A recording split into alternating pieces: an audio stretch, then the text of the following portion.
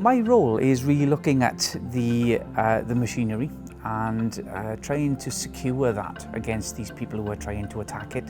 So trying to make it more secure, stopping them from getting in, looking at loopholes, finding how they may work their way in, and actually looking at cases where the weaknesses have already been found, and how do we close them loopholes.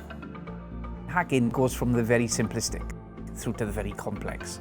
And looking at the very simplistic things, there's lots that we can all do to stop hacking. Where we see maybe people asking on the internet perhaps for your favourite pet's name, your date of birth, and sometimes they'd be asking these questions in a roundabout way. So they might not ask you directly, maybe a competition, and the competition says, name your top last 5 pet names, name your last holiday. These things are all being used to collect data on you. So cyber is a very broad term, but all these passwords and all this information is useful to people who want to hack into systems.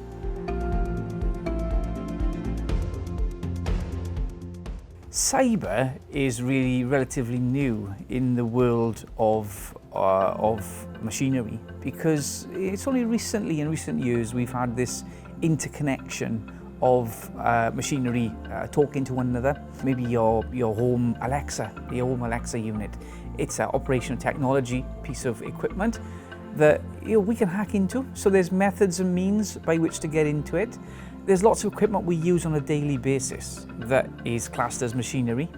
Our smartwatches, our smartphones, our cars. Our cars are all interconnected now, so there's computer brains and they're communicating with one another, they're doing automatic updates, and the world of engineering is now combining with the world of cyber, and we have to slightly amend how we approach things.